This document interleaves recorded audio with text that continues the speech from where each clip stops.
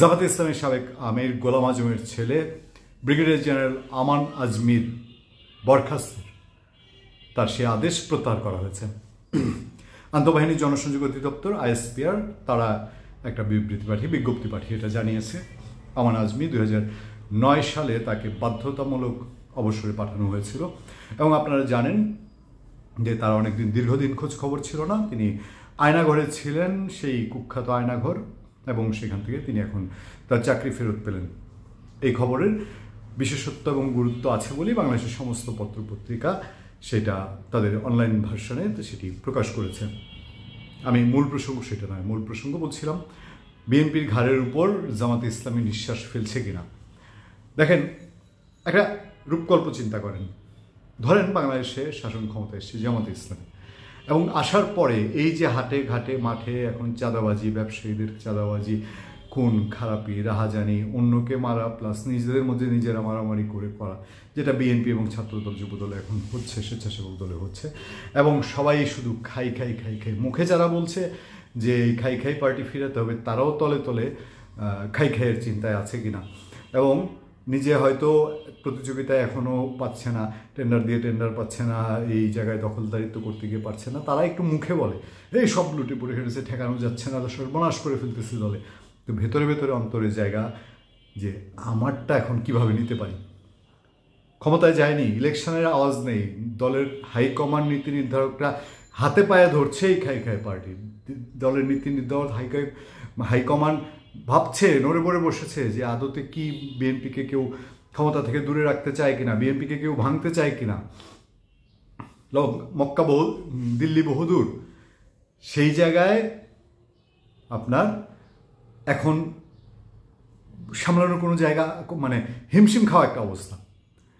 সেইখানে ইলেকশনের যখন খবর নেই তখন এই খাই খাই পার্টি রবরব অবস্থা। এখন রূপকল্প যেটা বলছিলাম, রূপকল্প হলো এই যখন দেশের অবস্থা, আওয়ামী লীগ তো এর আগে সাফা করে গিয়েছে, তলা একেবারে ফুটো করে গিয়েছে।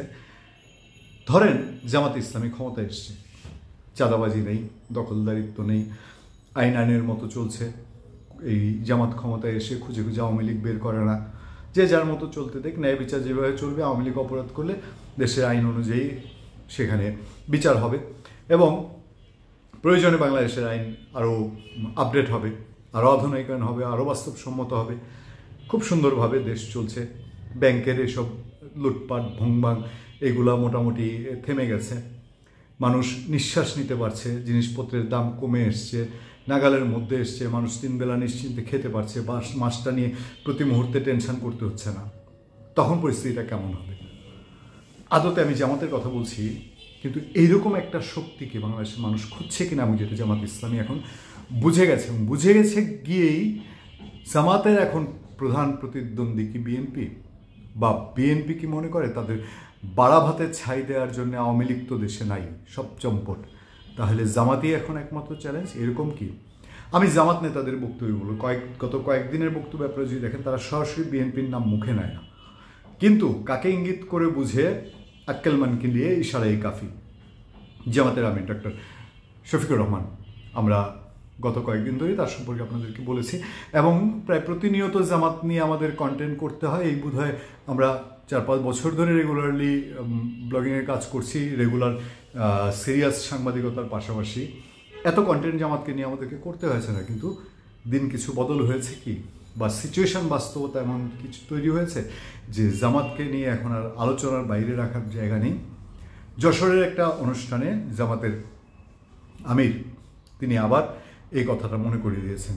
তিনি জনগণের কাছে কয়েকটি জিনিস চেয়েছেন। কি চেয়েছেন? বলেছেন যে আমরা যদি দেশ সেবার সুযোগ পাই আপনারা সহযোগিতা করবেন, সমর্থন দিবেন। তার মানে জামাত, যেটা 1 বছর আগেও মনে করা হতো যে জামাত আবার কবে ইলেকশন করবে আর জামাত আর কবে ভোট পাবে আর ক্ষমতায় যাবে, এখনও অনেকেই তাই মনে করেন।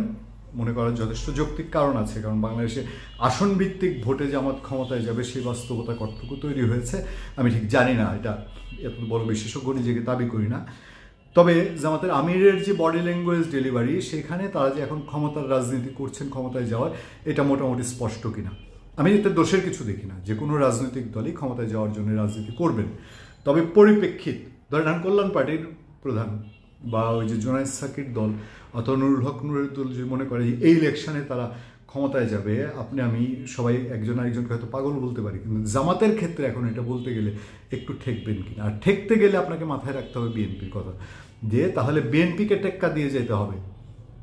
জামাতের আমির বলছেন যে আমরা দেখছি যে চাঁদাবাজি বন্ধ হয়নি, চাঁদাবাজি কেবল হাত বদল হয়েছে। কি বলেছেন? চাঁদাবাজি হাত বদল হয়েছে। তাহলে হাত বদল কি হয়েছে? আওয়ামী লীগ থেকে কোথায় গিয়েছে? বাসদে যায়নি, জাসদে যায়নি, এসব দলে তো যায়নি, হেফাজতে যায়নি, তাহলে বিএনপির হাতে গিয়েছে। সেটাই জামাতের আমি বিএনপির নাম উল্লেখ না করে বলছেন।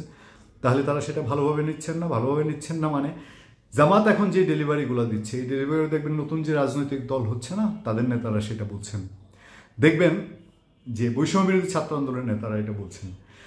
জামাতের একটা বড় প্রভাব এই অংশগুলোতে আছে, বৈষম্যবিরোধী ছাত্র আন্দোলনে আছে, নতুন দলে আছে। জামাত কি তাদেরকে দিয়ে বলাচ্ছেন? যেখানে গণ্ডগোলটা লেগেছে এই যে আপনার জামাতের সাথে বৈষম্যবিরোধী ছাত্র আন্দোলনের, বিএনপির সাথে বৈষম্যবিরোধী ছাত্র আন্দোলনের, এরা বিএনপি আগে ভাগে যখন এক্ষুনি ভোট চায়, আর এরা বলছে যে না এখন ভোট না, আগে সংস্কার তারপরে ভোট।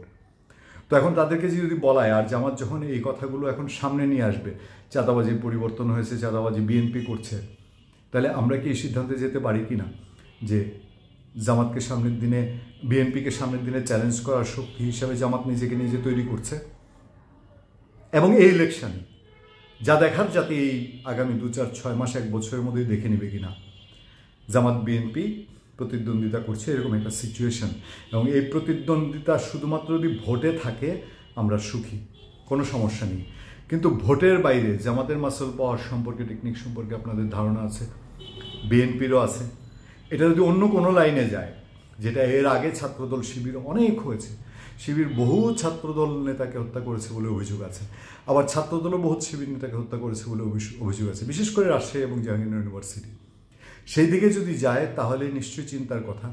এর বাইরে বিএনপির দীর্ঘদিনের বন্ধু মিত্র, আমি যদি বলি যে বিএনপিকে আজকে এই জায়গায় এনে, বিএনপি এই যে একটু নড়বড়ে অবস্থায় পড়ুক, এটা জামাত যতদিন তাদের সঙ্গে মিশেছিল, রাজনৈতিক টেকনিকে জামাতের কাছে বিএনপি অনেক আগেই ধরা খেয়েছে। এর অনেকগুলো প্রমাণ আছে, এই প্রমাণগুলো আমরা এর আগে বিভিন্ন কন্টেন্টে বলেছি, সামনেও বলবো। তবে জামাতের আমিরের যশোরের বক্তব্য অনেক বেশি সিগনিফিক্যান্ট। তিনি পারতপক্ষে অন্যভাবে ভোট চাওয়া শুরু করেছেন।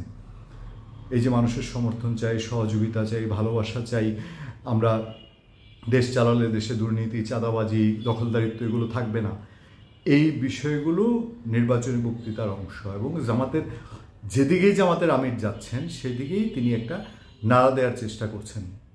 এই চেষ্টাটাই বিএনপিকে এখন কোনো চিন্তায় ফেলছে কিনা। ধন্যবাদ সবাইকে, ভালো থাকবেন, সুস্থ থাকবেন, সত্য করুণা এবং সহনশীলতার সাথে আপনাদের সাথে সবসময় আমি আতিক রহমান, পূর্ণিয়া।